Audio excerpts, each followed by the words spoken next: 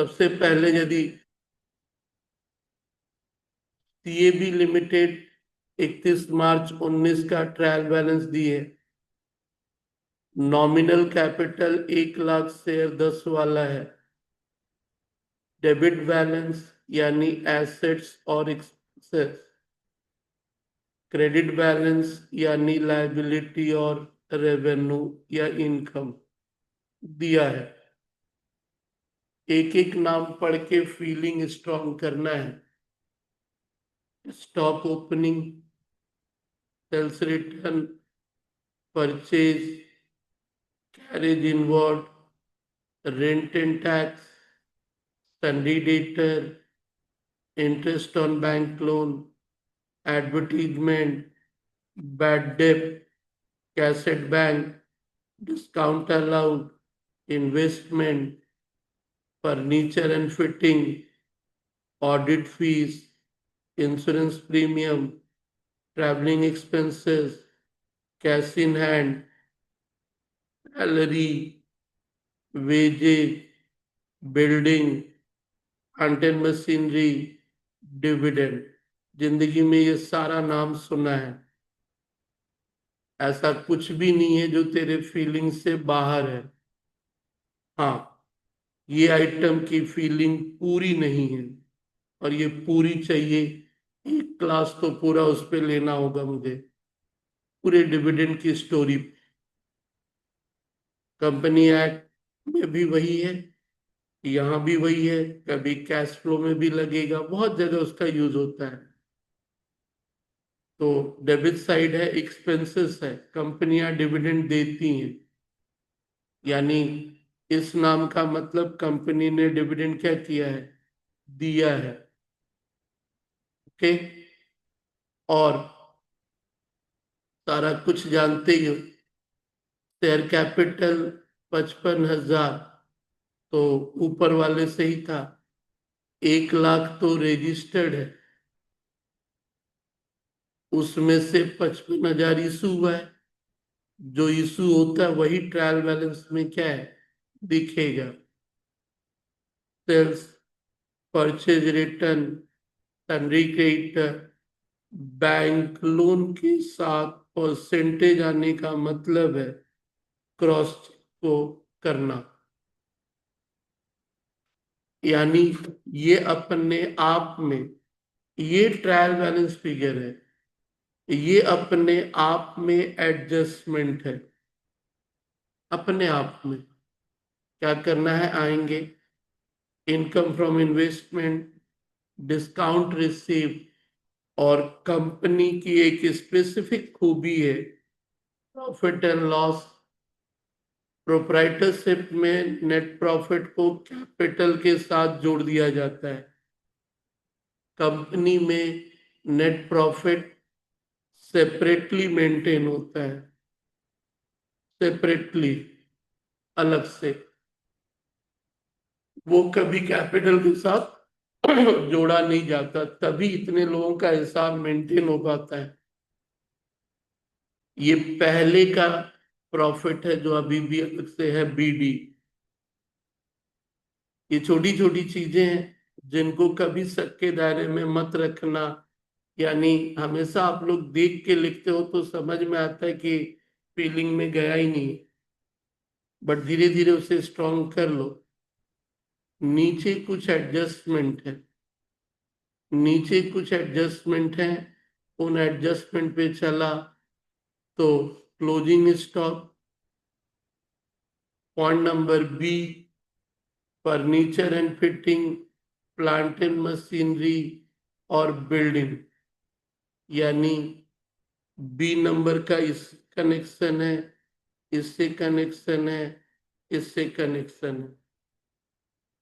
फिर आगे सी, salary, outstanding, D, PDD और पीबीडीडी, डेटर से कनेक्टेड। फिर पॉइंट नंबर ई, इसको हम लोग कहते हैं म्यूचुअल डेट सेट ऑफ, वो भी डेटर से कनेक्टेड। फिर point number F, provision for tax, ये कंपनी की खूबी है। और फाइनल डिविडेंड प्रपोज्ड वर्ड थोड़ा सा गलत हुआ। फाइनल डिविडेंड पेड होगा, ये क्या होगा?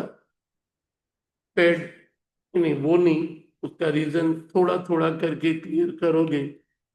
ये फाइनल डिविडेंड जो है वो पेड फॉर द ईयर है। अब थोड़ा ध्यान दे, जैसे ही कोई डेट और ईयर का जिक्र हो उसका क्रॉस चेक जरूरी। ये कौन सा ईयर है? 17-18। फाइनल अकाउंट कब का बनाने को बोला है? 18-19। कब का बोला है? 18-19। तो पिछले साल का डिविडेंड इस साल दिया गया है। पिछले साल का डिविडेंड क्या है? इस साल दिया गया है। प्रॉफिट होने के बाद ही दोगे ना। ये जो 18-19 का डिविडेंड है वो तो नेक्स्ट ईयर जाएगा ना, पहले तो क्लियर कर लेना। क्लियर? जो प्रपोज्ड होता तो कौन से ईयर का होता? 19-20 का होता। क्लियर है? तो पहले छोटा छोटा क्लियर कर लो। ट्रायल बैलेंस में यदि डिविडेंड मिला तो इस साल का होगा तो वो एक इंटरिम डिविडेंड के नाम से होगा, बीच में ही दिए हो। और नहीं तो वो जो डिविडेंड होगा वो कौन सा? पिछले साल। कंपनी को प्रॉफिट पता कब चलता है?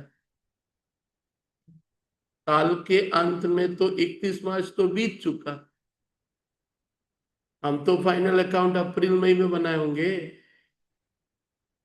और कंपनी एक्ट का AGM, annual general meeting, annual general meeting में डिविडेंड दिया जाता है जो कि नेक्स्ट ईयर हो रहा है। तो एक तरह से पिछला डिविडेंड प्रपोज्ड होता है, यानी पेमेंट करेंगे पेमेंट करेंगे और वो फाइनली पेमेंट होगा नेक्स्ट ईयर में। तो थोड़ा थोड़ा क्लियर करो। डिविडेंड ये जो पिए हुआ है कौन? पिछले साल का। क्रॉस चेक भी कर सकते हो, कितना परसेंट है? 15%। शेयर कैपिटल कितना है? 5,50,000। डिविडेंड हमेशा किसका? कैपिटल के वैल्यू का, पॉलिनेरियल माइनस करने के बाद। तो 5,50,000 का कितना percent? 15%। It comes how much? 82,500। वही है वो, समझ गए? वही 82,500 बोला। मैच नहीं किया तो हो सकता है कैपिटल चेंज हुआ होगा। चलिए, आप चीजों को मार्क कर रहे हो तो पॉइंट नंबर जी का एक तरह से कुछ नहीं करना है, वो इसके बारे में ही बोला है। क्लियर है? अलग से उसका कुछ करने का जरूरत नहीं है। डिविडेंड अपना जहां जाना होगा जाएगा। इतना तक में कोई प्रॉब्लम? पहले सवाल को पढ़ के एनालाइज करना सीख लो। अब आगे आगे चला तो फर्स्ट ऑफ ऑल यदि सवाल नहीं है तो फिर से दे ही देती।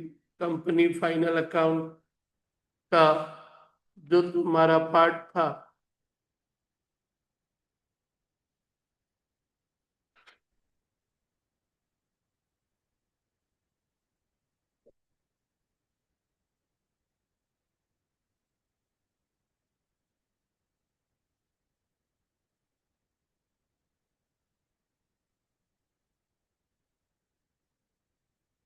चलो इस पूरे हिस्से को दिखाना कितने में है? 3 टुकड़े में। कौन कौन सा? Statement of profit and loss, दूसरा प्रॉफिट एंड लॉस एप्रोप्रिएशन बीच, और लास्ट में कौन? Balance sheet. ऐसे तो पीएल और बैलेंस मेन, बट बीच की कड़ी कौन? Profit and loss appropriation. वो जो नेट प्रॉफिट आएगा पिछले वाले नेट प्रॉफिट के साथ प्लस माइनस करना, और डिविडेंड जो है वो उसी का हिस्सा है, वो तो प्रॉफिट होने के बाद हुआ ना। क्लियर?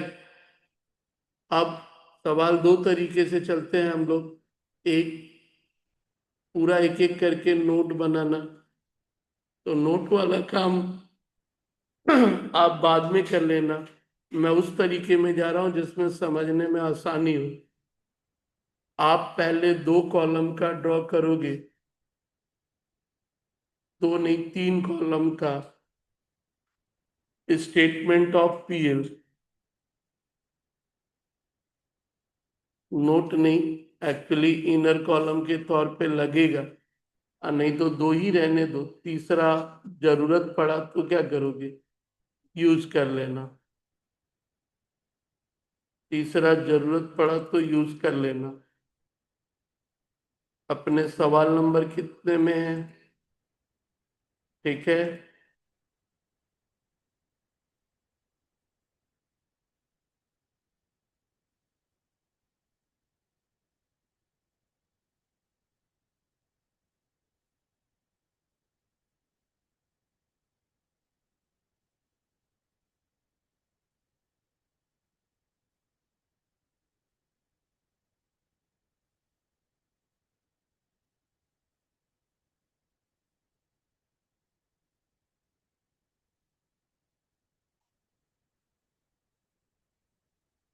बहुत ध्यान से सुनते रहना, देखना कम, सुनना ज्यादा।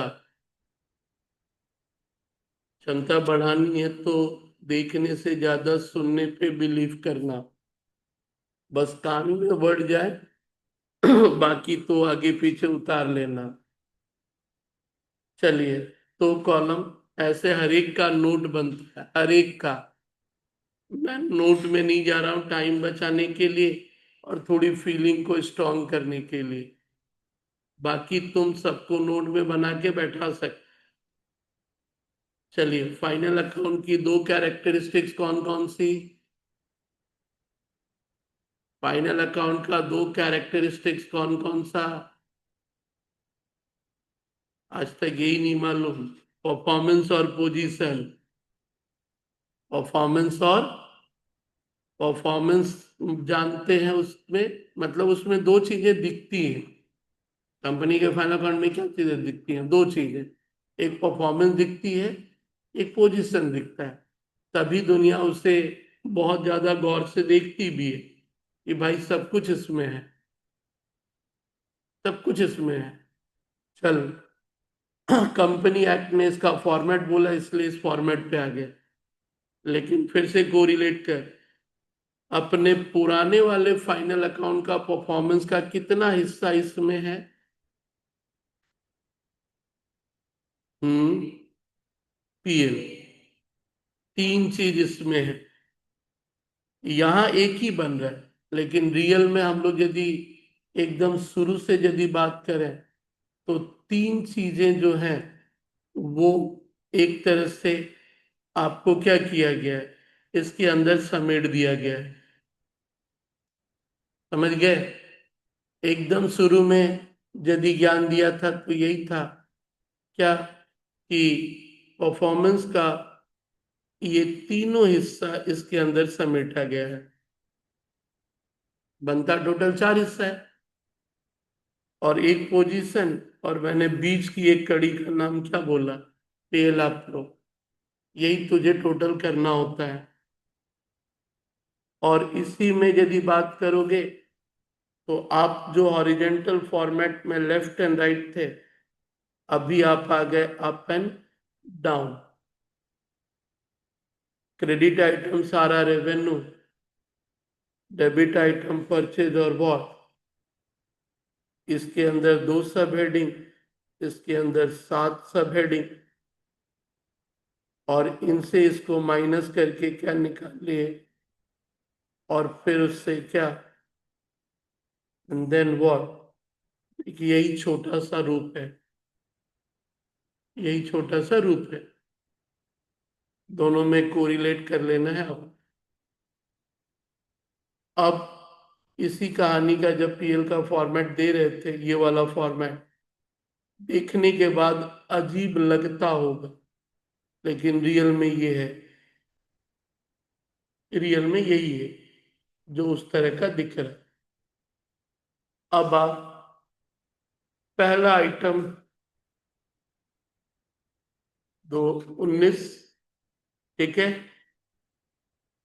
पहला क्रेडिट आइटम का नाम है व्हाट, रेवेन्यू फ्रॉम ऑपरेशन। तेरे हिसाब से इसमें दो ही नाम मिलेंगे मैक्सिमम, जो कि इस सब में है। एक है सेल्स और दूसरा है सेल्स रिटर्न। एक है सेल्स, वो है आपका 9,60,000, सेल्स रिटर्न डेबिट साइड मिलेगा, वो है आपका 80,000। दोनों को इनर रख के मैंने फिर रख लिया व्हाट, आउटर भी कर सकते हो।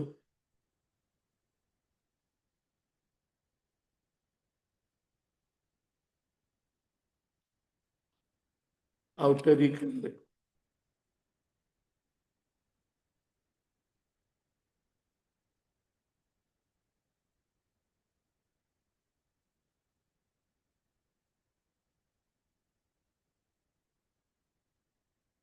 ओके,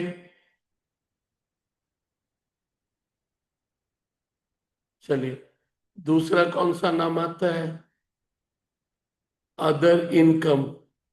क्या आएगा, अदर इनकम।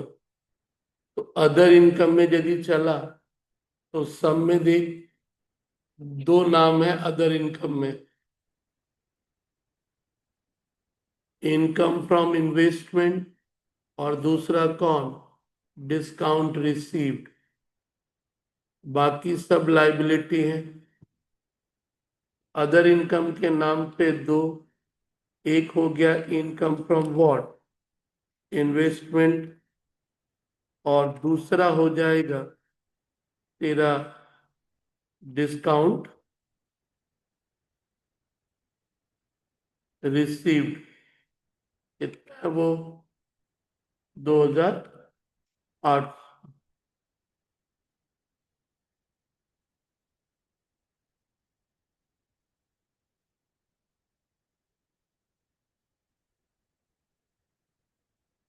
क्लियर।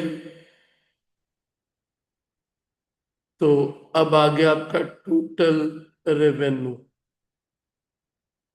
अब ये 1 2 3 उसके फॉर्मेट में था, लिए हैं, चाहो तो इग्नोर कर सकते।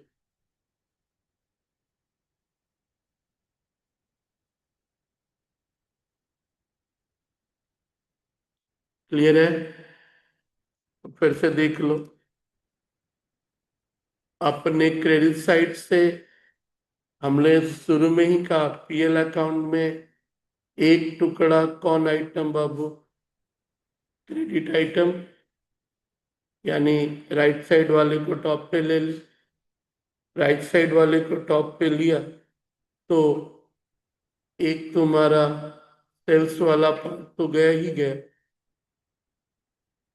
अदर इनकम में ये दोनों, बाकी बाद में बात करेंगे। अब डेबिट आइटम, डेबिट आइटम पे यदि बात करोगे तो डेबिट आइटम के टोटल 7 नाम है।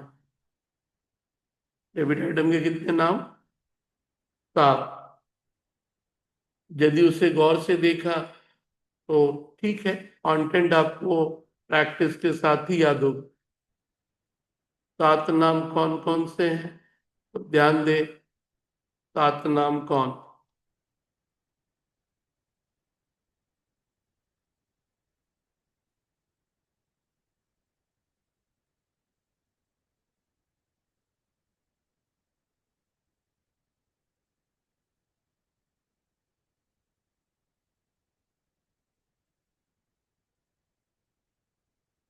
इस 7 में सारा समेटना है, समझ गए। डेबिट आइटम पहला क्या है? कॉस्ट शीट बनाए हो, रॉ मटेरियल कंज्यूम निकाले हो, उसी तरह निकलता है। रॉ मटेरियल कंज्यूम एक तरफ से फैक्ट्री वालों के लिए, क्योंकि बिजनेस नेचर के आधार पे तीन होता है। कौन कौन?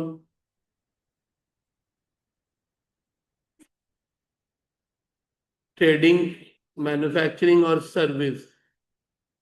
पहला आइटम सिर्फ और सिर्फ मैन्युफैक्चरिंग में होगा, और दूसरा तीसरा मैन्युफैक्चरिंग और ट्रेडिंग में भी होगा। सर्विस में तो पहला दूसरा तीसरा होगा ही नहीं। सर्विस में तो पहला दूसरा तीसरा। तो चलिए, इन्हीं सात नाम में से जो मिलेगा वही दिखाएंगे। इस सवाल में कॉस्ट ऑफ मटेरियल कंज्यूम नहीं है, तो दूसरा कौन है? Purchase of stock in trade, तो उसको लिया। Purchase of stock in trade से रिलेटेड अपने ट्रायल बैलेंस में दो फीलिंग है, परचेजेस और परचेज रिटर्न।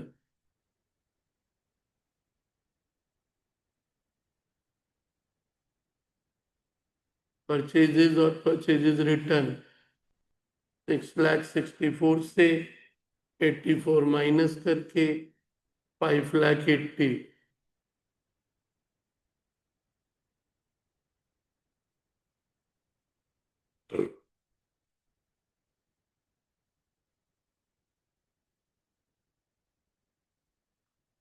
सबका किंतु नोट बनता है, ध्यान रहे। बट एग्जाम में टाइम के हिसाब से अपनी परिस्थितियों को देख लेना। मेरे ख्याल से तो एज ए टीचर मैं न काटूं, काटूं भी तो मैक्सिमम एक। अल्टीमेटली तो वो सही बनाया है, अगले ने अपने टाइम बचाने के लिए ऐसा क्या है किया है। तो एज ए एग्जामिनर मैं मैक्सिमम एक नंबर हो सके तो उसके लिए काटूं, क्योंकि बंदे ने बाकी चीज तो सही दिखाया ना। उसे समय बचाना था तो उसने ये रास्ता क्या किया, अपनाया। मैं तो ना काटूं, बाकी की अपनी अपनी कहानी हो सकती है। नेक्स्ट चल। Purchase of stock in trade के बाद ऐसा नहीं है, बहुत सारे भले मानुस हैं। इसके बाद कौन है? Change in inventory. बस ये थोड़ा अजीब दिखता है, ध्यान दे। चेंज इन इन्वेंट्री ओपनिंग से क्लोजिंग माइनस होता है? चेंज इन इन्वेंट्री इसलिए तो कहा फीलिंग। तो चेंज इन इन्वेंट्री में ओपनिंग स्टॉक ट्रायल बैलेंस में है 40, और क्लोजिंग नीचे एडजस्टमेंट में है, तो ये माइनस फिगर बाहर जा सकता है। ओके, तो ये हो गया अपना दूसरा। अब थर्ड आइटम एक तरह से हो गया है सीक्वेंस के हिसाब से।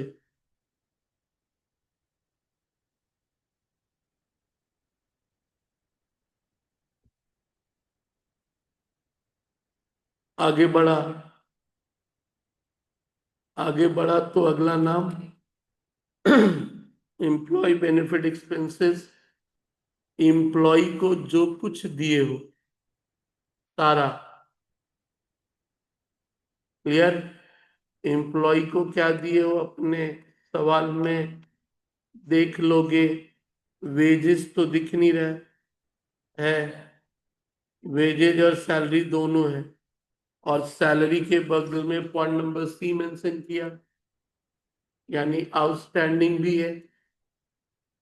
तो पहले सैलरी ही सीक्वेंस में है, एम्प्लॉय बेनिफिट सैलरी को अंदर रखना डिटेल के भी, और उसमें जोड़ेगा व्हाट, एड आउटस्टैंडिंग, और दूसरा वेजेज आएगा, जोड़ करके बाहर ले जाएगा।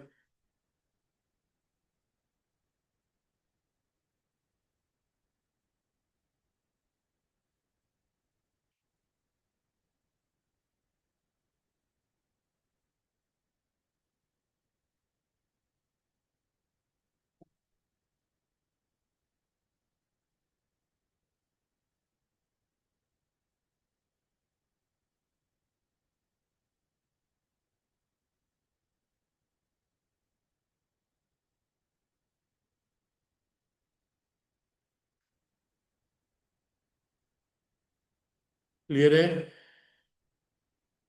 तो चौथा हेडिंग या एम्प्लॉय बेनिफिट, पांचवे हेडिंग का नाम finance cost. Finance cost feeling, finance मतलब, फाइनेंस मतलब बिजनेस के लिए फाइनेंस लिए हो, बिजनेस के लिए फाइनेंस लिए हो तो बदले में कुछ तो देना होगा। फाइनेंस लेने का कॉस्ट, खर्चा, ऐसे तो सिंपल भाषा में इंटरेस्ट ही आएगा इसके अंदर, या उससे कनेक्टेड कुछ भी। लोन लेने का ब्रोकरेज यदि लगा तो वो भी इसी में आएगा, मतलब पैसा लेने से रिलेटेड सारे खर्चे। और पैसा लेने का नॉर्मल नाम लोन है, बाकी अलग अलग डिवेंचर, डिपॉजिट, कुछ भी हो सकता है। अब अपने सवाल में आ, एक नाम तो पहले से हमारे पास दिख रहा है, interest on bank loan, interest on. लेकिन हमने पहले ही कहा था ये अपने आप में एडजस्टमेंट है। लोन कब लिया है कुछ नहीं बोला, तो साल के पहले दिन से ही होगा। और 40,000 पे 12% करके होता है 4,800। अकाउंट्स को बनाना है एक्रूअल बेसिस पे।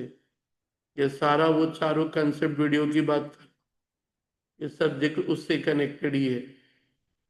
तो 12 महीने के हिसाब से मेरा 4,800 होना चाहिए, दिए तो 4 ही हो, 800 आउटस्टैंडिंग हुआ। 800 क्या हुआ? तो आप जब फाइनेंस कॉस्ट दिखाते हो और 800 का एक वर्किंग बना के उसे बाहर करते हो, वॉट 4,800। वर्किंग छोटा भी होता है बड़ा भी होता है। बड़ा वर्किंग के तौर पे यदि आप कभी लाइफ में दिखाओगे तो कुछ इस तरह से आप उसे दिखाते हो पूरा 800 लाई कैसे, 800 लाई कैसे हो। अभी फिलहाल लिख के निकलो, बाद में आप अपने से दिखाते रहना। क्लियर है? साल भर के हिसाब से होना चाहिए था 4,800, 4,000 है तो 800 का इंटरेस्ट बना, फाइनेंस कॉस्ट।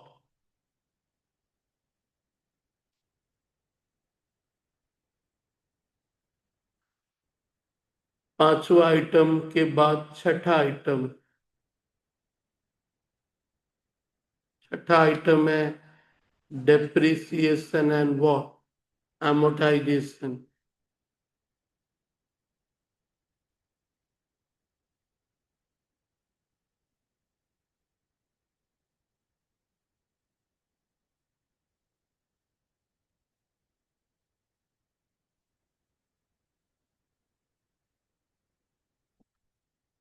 चलिए, तो डेप्रिसिएशन एंड amortization की यदि बात करोगे तो फिर वही हाल। पॉइंट नंबर बी में तीनों एसेट्स का डेप्रिसिएशन था, furniture, plant and building. Furniture का 10%, 45,000 का 4.5। प्लांट एंड मशीनरी का 20%, 1.5 लाख का 30,000 और बिल्डिंग का 10% 25,000। तो तीनों डेप्रिसिएशन दिखा के बाहर।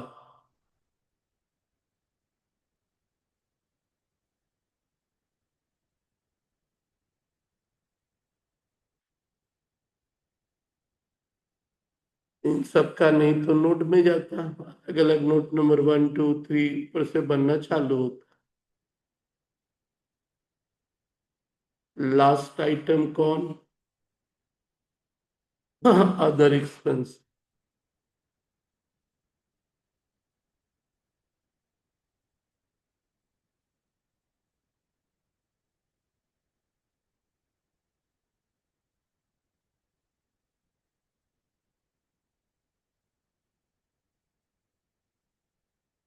ओके।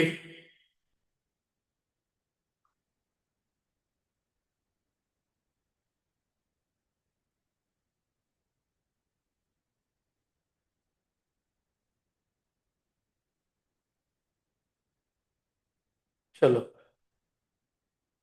तो अदर एक्सपेंसेस के नाम में ज्यादा प्रॉब्लम नहीं, ऊपर से जो छूट गया अब सब एक के बाद एक आ जाएगा। ऊपर से जो छूटा, तो पहला नाम कैरेज इनवर्ड,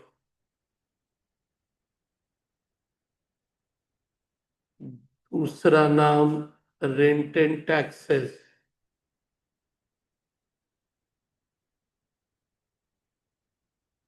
सब इनर कॉलम में लिखे जाओ, अदर एक्सपेंसेस हेडिंग में। Carriage inward 27,800, rent and taxes 12,000, फिर एडवर्टीजमेंट 24,000, एड डेप 2,000, डिस्काउंट अलाउड 4050, ऑडिट फीस 5,400,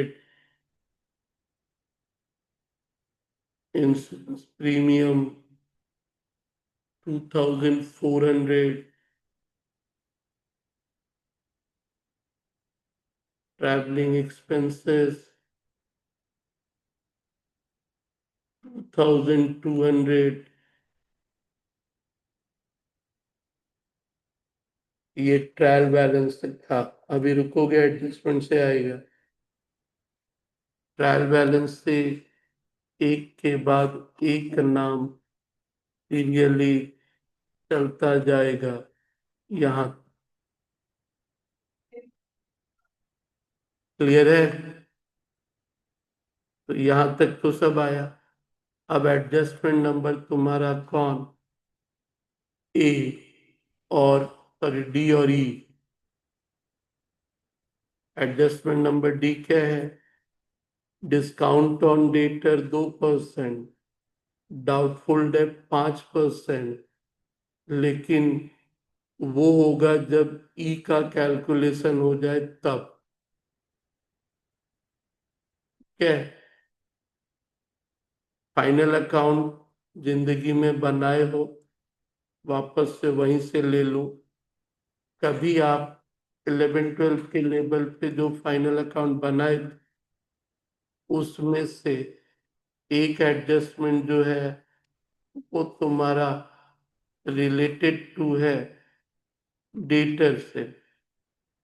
तो डेटर का ये कहानी याद रखना। डेटर का ये कहानी याद रखना कि क्या सीक्वेंस रहेगा। डेटर से रिलेटेड जितना एडजस्टमेंट है पहले उसे करोगे, पहले उसे करोगे। और डेटर से रिलेटेड पहले उधार बेचा हुआ अभी तक रिकॉर्ड नहीं हुआ वो करोगे। म्यूचुअल डेब्ट आपस में एक दूसरे से एडजस्ट करना है वो करोगे। चलन अप्रूवल ये वो बहुत कुछ होता है, इसलिए यहां तक तो जो है वो आएगा। ये एक तरह से निकला कि फाइनली इतना रुपया पाते हैं, लेकिन बाद में पता चला कि उसमें से कुछ और डूब गया जो एडजस्टमेंट पे होगा। ट्रायल बैलेंस वाला बैड डेब्ट तो पहले ही माइनस हो चुका है। यहाँ पे कौन आएगा? और जो फर्दर बैड डेब्ट हुआ है वो। अब जाके पता चला नेट इतना पाते हैं, तब इसमें से भविष्य में इतना डूब सकता है, यानी ए। इसलिए वो सीक्वेंस याद रहे, पीबीडीडी के पहले वो सारा क्या है, हो जाना चाहिए, और उसके बाद जो पीडीडी है वो तब जाके आएगा। तो थोड़ा सा आपको ध्यान रखना पड़ेगा सीक्वेंस का। और वो सीक्वेंस की कहानी में वही है कि आप जब पीबीडीडी कैलकुलेट कर रहे हो तो जो परसेंटेज है वो इस ए वाले फिगर पे होगा, और ये फर्दर बैटरी एडजस्टमेंट में मिलेगा, ट्रायल बैलेंस वाला नहीं। ट्रायल बैलेंस वाला ऑलरेडी इसमें माइनस हो चुका है। और ये अच्छे डेटर है। क्यों अच्छे डेटर है? जितना डूबना था सबको हटा दिया, और डिस्काउंट हम लोग अच्छे डेटर को देते हैं। डिस्काउंट हम लोग अच्छे डेटर को देते हैं। तो ये तुम्हारा हिसाब किताब रहता है। यही चीज आपको यहाँ फॉलो करना होगा। तो एडजस्टमेंट नंबर ई करके पहले, क्योंकि डेटर का वो पहले एडजस्टमेंट है, फिर डी करोगे। एडजस्टमेंट नंबर ई को क्या बोलते हो? Set of mutual date. मतलब एक ऐसा नाम जो डेटर में भी है और क्रेडिटर में भी है। मिस्टर गांगुली दोनों में है। 5 डेटर में है यानी उनसे लेना है, 3 क्रेडिटर में है यानी देना है। तो दोनों में जो लोअर होगा, तुम्हारा दिमाग हमेशा डिफरेंस देखता है। 5 और 3 में लोअर कौन? 3। दोनों तरफ से 3 3 माइनस हो जाएगा। 2 तो अभी भी उनसे लेना बाकी है, वो तो रह जाएगा। तो आपका कैलकुलेशन उस पीबीडीडी पीडीडी के लिए अलग से वर्कआउट कभी कभी करना पड़ता है। ये बाद में बना लेंगे, पहले देख ले। 2,40,000 डेटा था, 3,13 कट ऑफ हुआ, 237 का 5% पीबीडीडी, और माइनस करके जो आया उसका 2% पीडीडी। 11,850 पीबीडीडी और 4,503 क्या रहा? पीटीडी। और ये फिगर ही तुम अदर एक्सपेंसेस में अब लेता है, या तो वर्किंग या फिर डायरेक्ट ऐसे भी।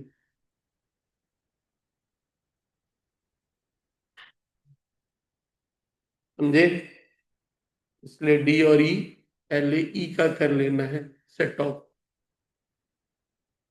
तो अब तुम्हें लग रहा होगा कि नोट क्यों बनाने को बोला जाता है, क्योंकि यदि 2 से 3 पन्ना में पीएल बना तो पीएल अपनी ऑब्जेक्टिविटी खो देगा, पकड़ में ही नहीं आएगा।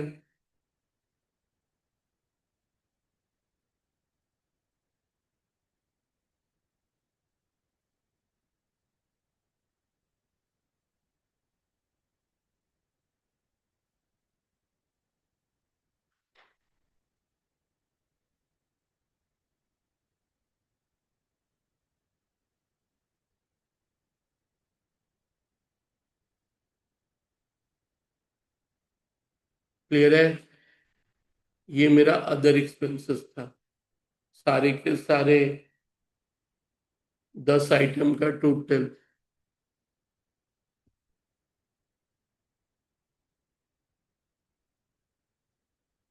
96,203। तो इसके बाद क्या आया? वो सभी छहों का टोटल, जिसमें से एक माइनस फिगर है, change in inventory. Change in inventory.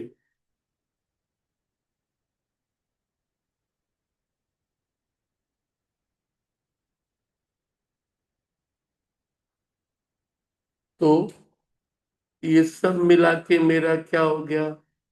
Debit item का काम खत्म, मिला के मेरा डेबिट आइटम का काम खत्म। तो अब ए से बी को क्या करोगे? माइनस करोगे। क्या आएगा? Profit before tax.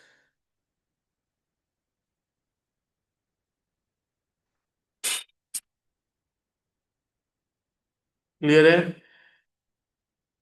ये हुआ, ये हुआ। तो फिर माइनस कर लिया प्रॉफिट बिफोर टैक्स 8797।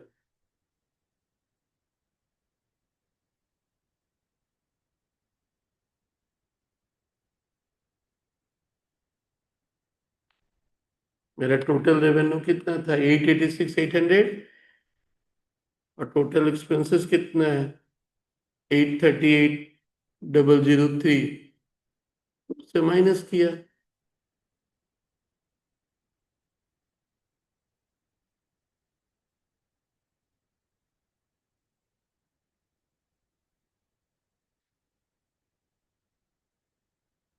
ठीक है?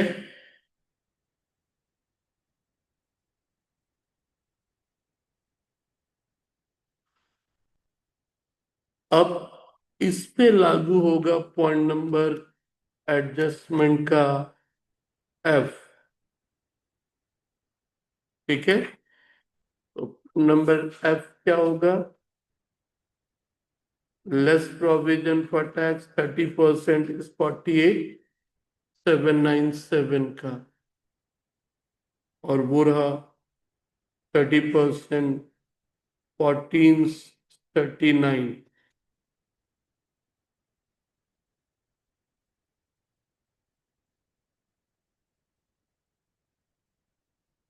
क्या लगा? टफ है?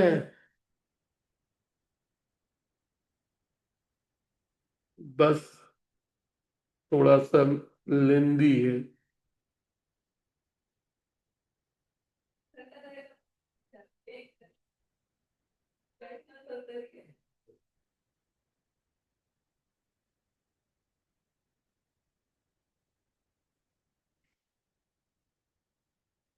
ओके।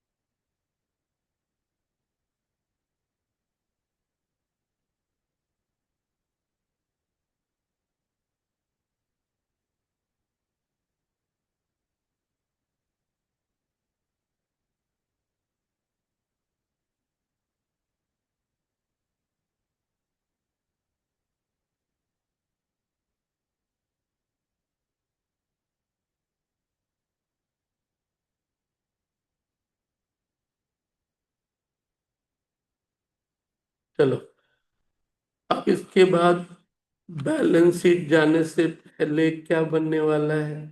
पीएलएफ प्रो का छोटा सा फॉर्मेट। पीएलएफ प्रो ध्यान से देख लो। दो तरीके से बनाते हैं हम लोग, लेकिन दो तरीके में से तुम दूसरा ही अपनाना, पहला वाला नहीं। तो प्रॉफिट एंड लॉस अप्रोप्रिएशन, यानी कंपनी को अपने प्रॉफिट का एक ट्रैक रखना पड़ता है, और जब प्रॉफिट को अपनी कंपनी का ट्रैक रखना पड़ता है तो पीएल अप्रो का एक दो अंदाज है, और वो या तो अकाउंट फॉर्मेट या तो स्टेटमेंट फॉर्मेट। अकाउंट फॉर्मेट पे ध्यान देना क्या है पीएल अप्रो में। मान लो एक छोटा सा सवाल लिया, कभी पार्टनरशिप में बनाते थे ना, तो पार्टनरशिप में जो बनाते थे उससे थोड़ा पीएल अप्रो में दिखाते क्या है, प्रॉफिट होने के बाद की हरकत। प्रॉफिट होने के, तो नेट प्रॉफिट जो आया आया, प्रॉफिट होने के बाद की हरकत क्या है, दो। तो दो, मालिकों को उनका हिस्सा दो। तो कंपनी के अंदर मालिक कौन, शेयर होल्डर कितने तरह के, इक्विटी और प्रेफरेंस। प्रेफरेंस वाले को क्या दोगे, प्रेफरेंस डिविडेंड। और इक्विटी वाले को क्या दोगे, इक्विटी डिविडेंड। क्या डिविडेंड, प्रपोज्ड वर्ड थोड़ा सा हटा लो, प्रपोज तो आजकल दिखाया नहीं जाता, पहले आउटस्टैंडिंग के तौर पे दिखा देते थे। पहले क्या करते थे, आउटस्टैंडिंग के तौर पे दिखाते थे, आजकल हम लोग उससे नहीं दिख। ठीक है, तो प्रॉफिट होने पे दोनों मालिकों को दिए। दोनों मालिक को देने के साथ साथ कभी कभी कुछ अमाउंट हम लोग क्या करते हैं, रिजर्व में रख लेते हैं। क्या करते हैं, लगता है कि ना यार 10,000 रुपया को रिजर्व में क्या करो, ट्रांसफर कर दो। ठीक है, तो फिर हम लोग उसको क्या करते हैं, रिजर्व में रख लेते हैं। तो ध्यान दो, आपका जब फिट हुआ तो उसके बाद की हरकत ऐसी है, क्लियर। तो प्रॉफिट होने के बाद दो ही हरकत है, मालिकों को उनका डिविडेंड देना, और दूसरा रिजर्व में क्या करना, ट्रांसफर करना। तभी तो वो रिजर्व थोड़ा थोड़ा क्या होता है, इकट्ठा होता है। और ये प्रॉफिट बच गया ना, एक बार के लिए इधर वाला हटा दो, नेट प्रॉफिट 36,575 है, उसमें से तीन अलग अलग कहानी है। बस कहीं भी पढ़ के तुमको समझना यही है कि ये क्या है। बोला ये तो इक्विटी के मालिकों को दिया, बोला फिर ले चलो वहां पीएल अप्रो। और इसी डिविडेंड पे पहले टैक्स लगता था, सीडीटी, इसलिए वो भी यही आता है, वो भी यही आता है। हाँ, इसमें और क्या आता है, पिछले साल का कुछ भूल गए थे खर्चा वर्चा, जिसको हम लोग अकाउंटिंग की भाषा में कहते हैं पास्ट पीरियड आइटम। क्योंकि इसमें जो आएगा वो सिर्फ और सिर्फ 18-19 का आएगा। इसमें जो आएगा वो क्या आएगा, 18-19 का, क्योंकि हेडिंग ही क्या था, 18-19। लेकिन कभी कभार 16-17, 17-18 का आइटम अचानक अराइज हो जाता है। अचानक क्या होता है, अराइज हो जाता है, और वो छूट चुका था उस समय, या रेक्टिफिकेशन के कारण वो क्या हुआ, आया। तो वो इसमें नहीं जाएगा, वो हमारे पहले वाले प्रॉफिट से रिलेटेड जो है उसमें क्या होगा, एडजस्ट होगा। अकाउंटिंग की भाषा में एक और चीज, यहाँ पे कैपिटल आइटम भी आता है, जबकि पीएल होता है क्या, रेवेन्यू। यदि हम premium on redemption of debenture कर रहे हैं, उसका कुछ नुकसान है, इसी पीएल से एडजस्ट होगा, क्योंकि यहाँ जो है वो रेवेन्यू आइटम होगा, यहाँ जो है वो क्या होगा। लेकिन हमने कभी पढ़ा भी होगा, बार बार बोला है, कैपिटल लॉस रेवेन्यू प्रॉफिट से एडजस्ट होता है। कैपिटल लॉस लेकिन वो होगा कहाँ पे, जब पूरा नेट प्रॉफिट निकल आएगा उसके बाद। और इसको अच्छी तरह ध्यान रखना, जिंदगी में कैश फ्लो बनाओगे, बहुत कुछ बनाओगे, उस समय लग जाता है ये सारा कंसेप्ट। तो यहां आता है आइटम डिविडेंड और रिजर्व के अलावा, कभी कभार लगेगा कि वो सब भी आ रहा है। अब ये जो बच गया 36,575 प्रॉफिट हुआ था ना, उसमें से इक्विटी प्रेफरेंस को दिए, जनरल रिजर्व को ट्रांसफर कर दिए। ये क्या करेंगे, प्रॉफिट जो बच गया बिजनेस में ही रहेगा, वो कैपिटल के साथ तो जोड़ा नहीं जाएगा, वो एक अलग लेजर में क्या है, पड़ा रहेगा। ये सपोज करो कौन से ईयर का बना रहे हैं, 19-20 का। कौन से ईयर का है, 1920। बाद में 2021 भी तो बनेगा। बाद में क्या होगा, 2021 में यही वाला पहले से क्या आएगा, बाय बैलेंस बीडी। और फिर 2021 का मेरा क्या निकलने वाला है, नेट प्रॉफिट। फिर उसका जो होगा होगा। इसी तरह से जब हम ये बना रहे थे, इसी तरह से यदि हम ये बना रहे थे आपका, तो कहने का मतलब पिछले साल का भी तो कुछ होगा ना। पिछले साल का भी क्या है, तो ये जो सवाल में अमाउंट मिला ना, ये है वो पिछले साल का सीडी, इस साल का क्या, बीडी। ट्रायल बैलेंस वाला पिछले साल का, क्योंकि इस साल का तो अभी प्रॉफिट निकालेंगे हम। क्लियर है। तो 80,000 पहले का था, इस साल कितना हुआ प्रॉफिट, 44,158 हुआ। ये दो तो हो गया क्रेडिट आइटम। और फिर क्या किए हो, इसमें से डिविडेंड दिए हो कितना, 82,500। और कुछ तो है नहीं। तो फिर रिजर्व को लेके एक और ज्ञान है जो कभी कभार, अब थोड़ा सा देख लो। कंपनी डिविडेंड दे रही है, ऐसा तो सीडीटी भी है। तो कंपनी एक्ट का पहले का एक प्रोविजन आज भी लोग फॉलो कर जाते हैं। क्या बोला है, ये रूल पहले था, आजकल सामने ना बोले तो मत करना। क्या रूल था, यदि डिविडेंड 10% से ज्यादा दिए तो एक सर्टेन परसेंटेज रिजर्व में ट्रांसफर करना पड़ेगा। यदि डिविडेंड 10% से ज्यादा दिए तो सर्टेन परसेंटेज रिजर्व में ट्रांसफर करना पड़ेगा, ये याद रखना पड़ेगा। 10 तक कुछ नहीं, याद रखने का आसान तरीका उसके फीलिंग में है। 10 से 12.5, 2.5%। 12.5 से 15, 5%। 15 से 20, 7.5%। और 20 से ऊपर 10%। लेकिन 15 से 20 रहा, 15 से क्या रहा, 20।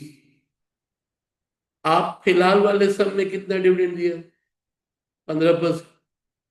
कितना रिजर्व में जाना चाहिए, 15% तक कौन है, 5% किसका, करंट ईयर के नेट प्रॉफिट का।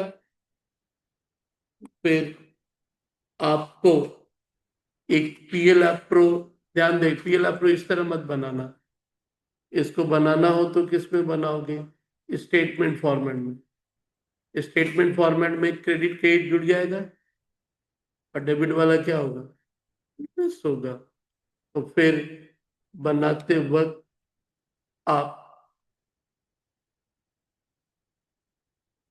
इसमें रिजर्व में नहीं किया हूँ, बट नोट दिया हूँ। मैंने पहले ही कहा करना नहीं है आज की, जब तक सवाल बोले नहीं। तो लिख ले।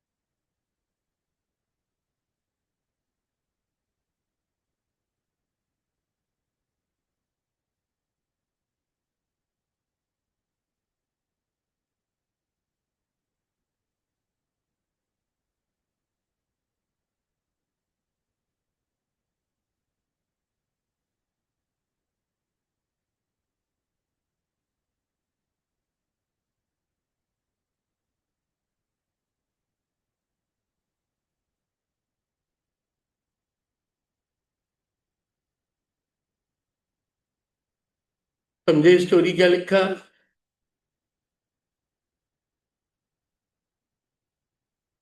यदि होता तो वो रिजर्व का भी 1708 रुपया क्या होता, माइनस हो जाता।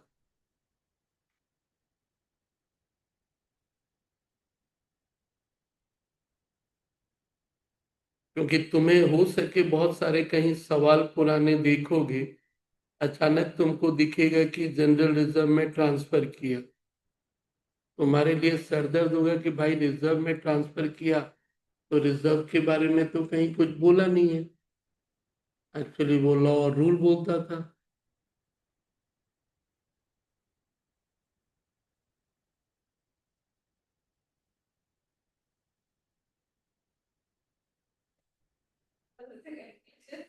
हैं?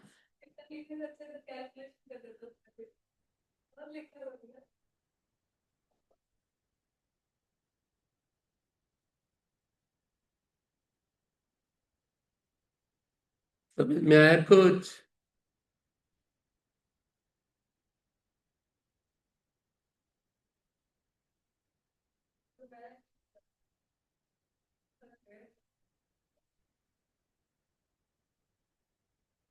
और यही यदि नोट बनाते तो फिर लाके बार बार बैठाना भी पड़ता, बार बार बैठाना भी पड़ता।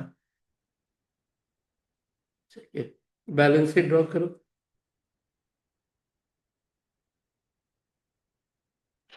दो कॉलम का क्या बनाओगे? बैलेंस।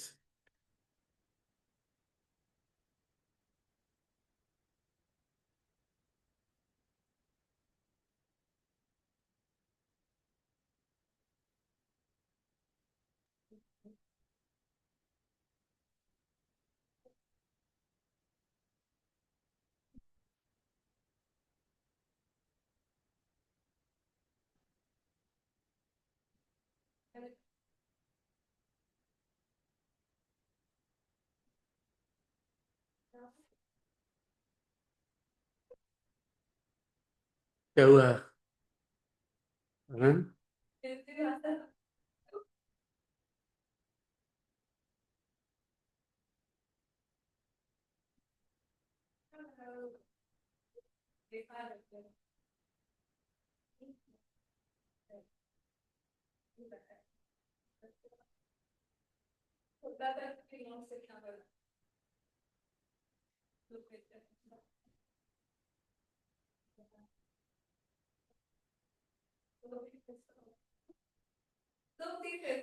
क्या चीज?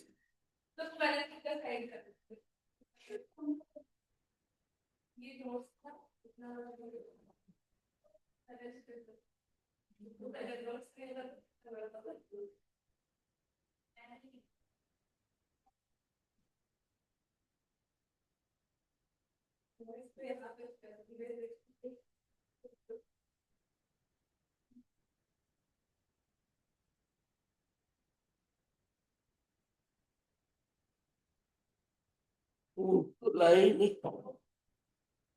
लेफ्ट हैंड साइड है। तो पहले लिया व्हाट, इक्विटी एंड, उसके अंदर टोटल 4 मेन हेडिंग है। 4 में से पहला मेन हेडिंग कौन है? Shareholders fund. 4 मेन हेडिंग, उसके अंदर 3, पहला शेयरहोल्डर्स फंड, इसके अंदर 3 है। पहला शेयर कैपिटल, वो तो सीधे सीधे 5,50,000, सीधे सीधे 5,50,000। दूसरा reserve and surplus. Reserve and surplus की यदि बात करोगे तो बैलेंस शीट में तो पहले से पीएल जो था वो तो पुराना वाला है, नया वाला है ना। तो नया वाला सीडी कितना आया था रिजर्व एंड सरप्लस में? 31,658। फिर पहले बनाए हो कितना आया? 31,658। क्लियर है? और यदि कोई लोग रिजर्व में ट्रांसफर किया होता तो, यदि रिजर्व में ट्रांसफर किया होता तो मामला अलग होता। तो इक्विटी एंड लायबिलिटी में 4 था main. Share holders fund, share holders fund में फिर 3। ध्यान देना, ये पीएल वाला क्या अलग होगा हो सके तो। पीएल वाला में ऐसा हो सकता है कि जनरल रिजर्व और ये दोनों मिलके आता। यदि जनरल रिजर्व में लेके गए होते तो, जनरल रिजर्व में लेके गए होते तो क्या होता? ले दे के तो 31,758 ही बाहर गया। क्लियर है? लेकिन यदि हमने रिजर्व में ट्रांसफर नहीं किया तब तो सिर्फ और सिर्फ कौन रहेगा? पीएल रहेगा बाबू। क्लियर है? तो 2 अलग अलग तरीका क्लियर है। इसके बाद अगला हेडिंग में कुछ मिलता नहीं है, share application money pending allotment. तीसरा है non current liability. Non current liability में 4 ठो सब हेडिंग है। उसमें पहला कौन है? Long term borrowing. और लॉन्ग टर्म बोरोइंग में कौन आने वाला है? Bank loan. अपने सम के हिसाब से कौन आएगा? Bank loan.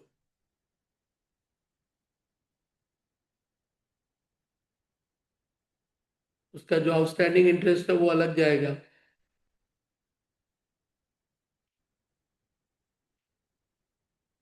क्लियर है? इसके बाद, इसके बाद तो बाकी 3 में कुछ है नहीं। Deferred tax, other current long term liability, long term provision. आते हैं कौन सा? Current liability. करंट लायबिलिटी में पहला है शॉर्ट टर्म बोरोइंग, जैसे कि बैंक ओडी वो सब नहीं है। आखिर जो मिलना वो तो क्रेडिट साइड ही मिलेगा ना। तो मिलना वो किधर मिलेगा? क्रेडिट साइड ही मिलेगा। तो क्रेडिट साइड में तो तुम भी देख लो क्या क्या रह ही गया था। बचा कौन है? क्रेडिटर ही बचा है ना। और वो है कौन सा? Trade payable. वो है कौन सा? Trade payable. तो ट्रेड पेएबल में सन्ड्री क्रेडिटर। लेकिन पॉइंट नंबर कौन सा एक एडजस्टमेंट और था? डेटर वाला सेट ऑफ। एडजस्ट होगा ना, तो उसी से लेस सेट ऑफ।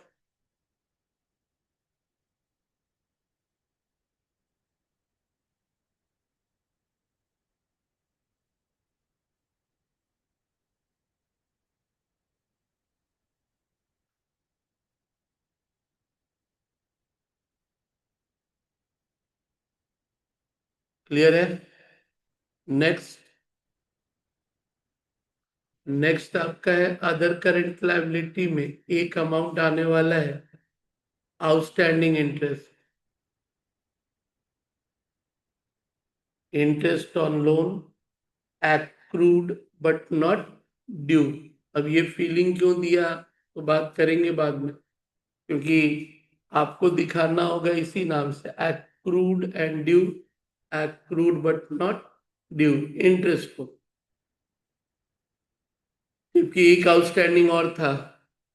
कौन? सैलरी, वो भी इसी में जाएगा।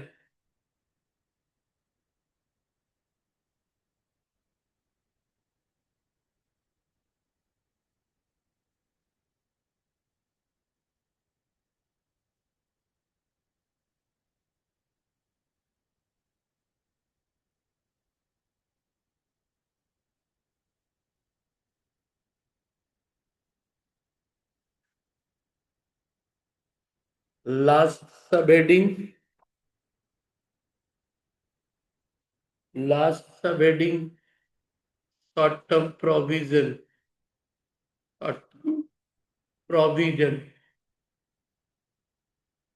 उसके अंदर तीन तीन है।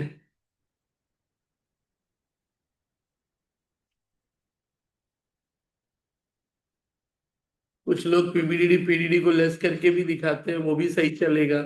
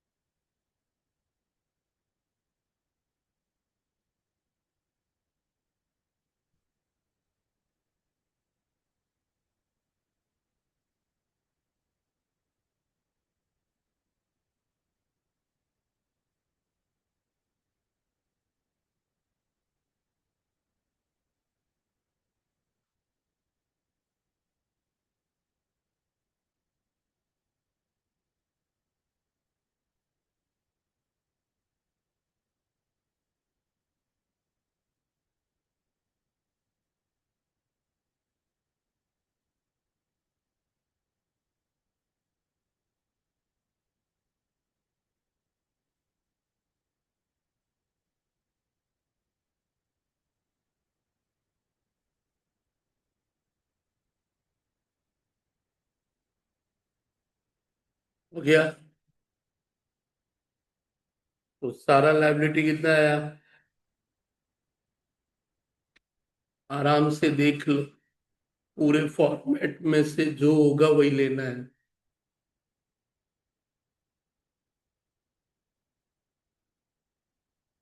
ओके, अब एसेट साइड जाओगे। एसेट साइड में दो मेन हेडिंग और दोनों के अंदर सब हेडिंग भी है। पहला main heading non current assets, non current के अंदर पांच सब हेडिंग।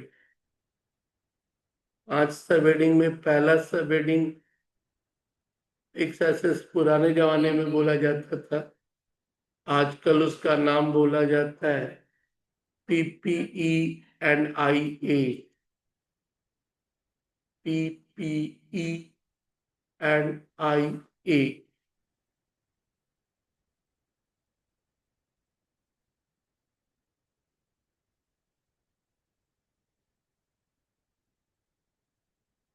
ठीक है, पीपीआईए में भी चार सब हेडिंग है, सबका सब, एक पीपी का एक आईए का, और दोनों का एक कंप्लीट और दोनों का एक इनकम्प्लीट, दोनों का कंप्लीट और दोनों का इनकम्प्लीट।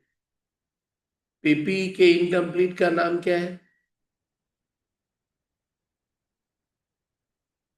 बहुत बढ़िया, कैपिटल वर्क इन प्रोग्रेस। चलिए, पीपी में तीन तो एसेट्स अपने पास था, कौन कौन? पीपी में ये वहां दिखाना थोड़ा सा इरिटेटिंग होता, तो अलग से हम लोग उसका क्या बना ले, नोट बनाते हैं। फर्नीचर से, डेप्रिसिएशन, बिल्डिंग से और प्लांट से बाद में बना लेना। फिलहाल कितना रुपया टोटल दिख रहा है? तो वो 385,500 लिखा ले पीपी के नाम पे यहाँ, 385,500। कभी कभी हम लोग यहाँ लेस करके दिखाते हैं, ये थोड़ा लेंदी हो जाता है, यहाँ दिखाना सही होगा। समझ गया? यहाँ पे जगह बड़ा चलता जाएगा।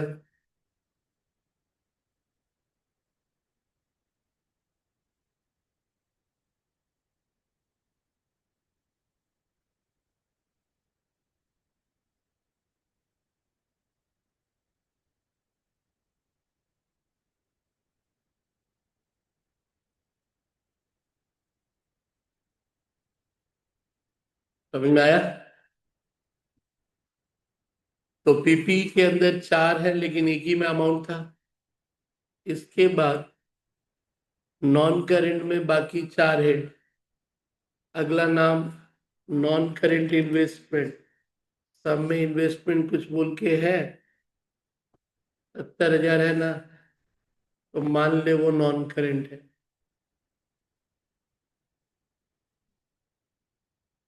इन्वेस्टमेंट के बारे में कुछ नहीं बोला तो बोले थे नॉन करेंट मानने को।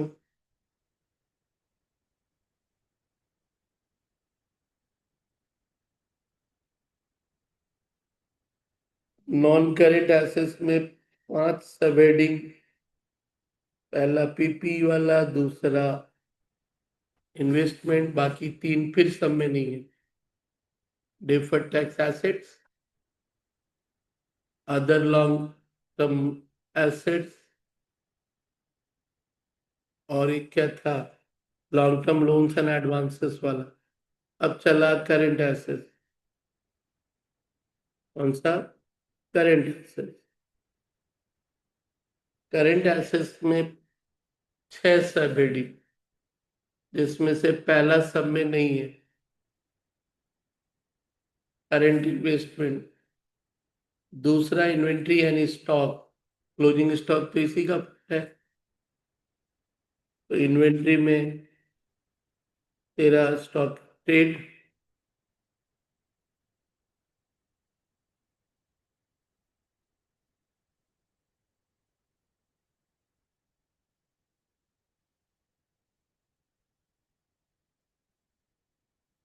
क्लियर? क्लोजिंग स्टॉक तुम्हारा था नीचे। इसके बाद इन्वेंट्री के अलावा है ट्रेड रिसीवेबल। ट्रेड डेटर से म्यूचुअल सेट माइनस होगा, पीबीडीडी और पीडीडी नहीं, क्योंकि उधर लाइबिलिटी में बैठा दिए हो। हाँ, यहाँ कुछ लोग लेस करते हैं, गलत तो नहीं है वो भी।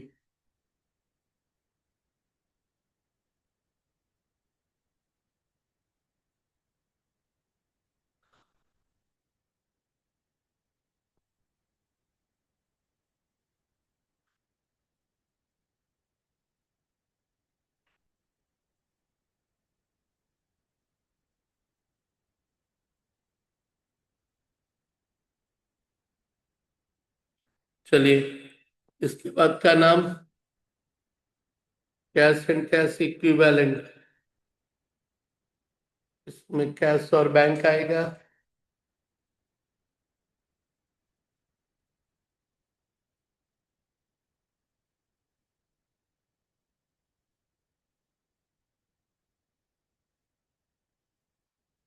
Cash in hand, cash at bank.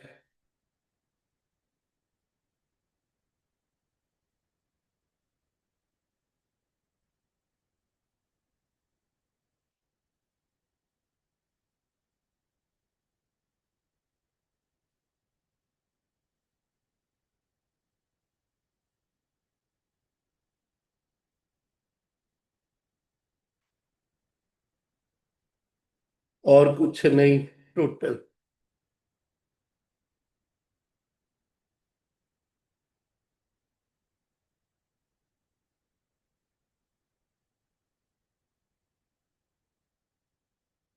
बुझलेन final account का बेसिक फंडामेंटल रूप। बाकी तो समय के साथ क्या बढ़ेगा, एडजस्टमेंट, दिखाने का अंदाज। बट जनरल लेआउट क्लियर कर लो। लाइफ में कभी भी ट्रायल बैलेंस पढ़ो तो मनी मंथ, जब भी कोई आइटम पढ़ो तो पता होना चाहिए कहाँ जा रहा हो उस पूरे फॉर्मेट में। और ये फॉर्मेट एक्सक्लूसिवली आपको लगने वाला है। आप रिडम्पशन और प्रेफरेंस शेयर बनाओगे, वो बोल देगा बैलेंस शीट बनो। बायबैक बनाओगे, बोलेगा बैलेंस शीट बनो। क्लियर? तो फाइनल अकाउंट का रूपरेखा क्लियर। पीछे का जो भी चार्ट दिया हो सिस्टमेटिकली देख लोगे। कहीं कोई डाउट है तो बोलना। अभी वो छोड़ना मत वो चारों, क्योंकि अब अगले क्लास से मैं फॉर्मेट के इन बातों पे कोई जोर नहीं दूंगा। ये तो हमेशा की तरह ऐसे ही क्या है। अब सिर्फ और सिर्फ जोर दूंगा एडजस्टमेंट का इफेक्ट कौन कहाँ और कैसे जाएगा। आप यहां तक के हिस्से में कोई शक मत रखना, क्योंकि ये एक प्रोसेस है।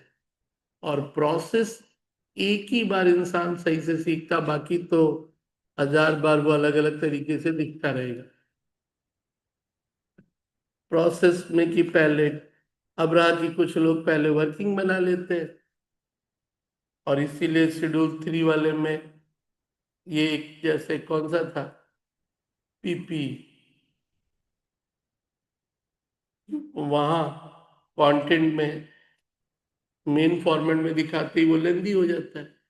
जैसे तुम्हारा पीएल 2 पेज चला गया ना, वही यदि सबका नोट बनाए होते तो हाफ पेज में आके क्या होता, सिमट जाता। वो भी फास्ट है, ऐसा नहीं कि वो बहुत ज्यादा टाइम लगता।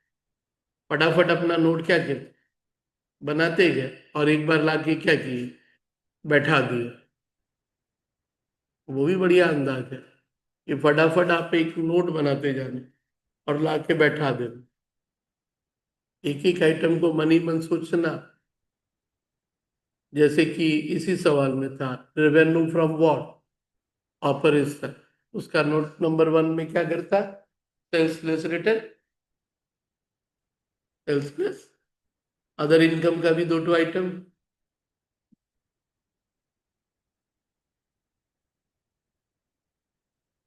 अदर एक्सपेंसेस बड़ा था, या तो अदर एक्सपेंसेस का नोट ले लेना एक, सो दैट कि वो एक पेज में समझ जाए, क्योंकि 2 पेज में जाने से थोड़ा इरिटेशन होने लगेगा। तो एक पेज से ऊपर जाता है तो थोड़ा, इसीलिए तो नोट बनवाने को वो बोला।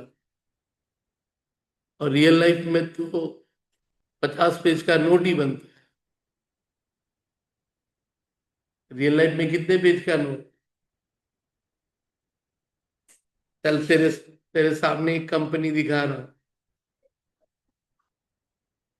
तेरे। अच्छा हाँ चलो,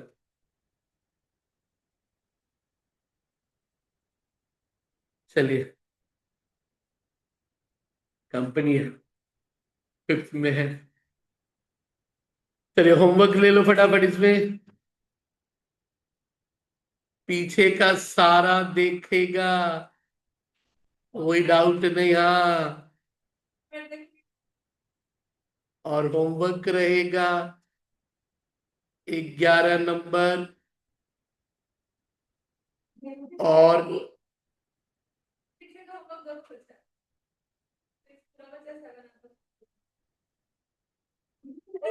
अच्छा चल, पीछे का खत्म कर और 11 खत्म कर, ठीक है। पीछे का सारा देख दाग के खत्म करेगा।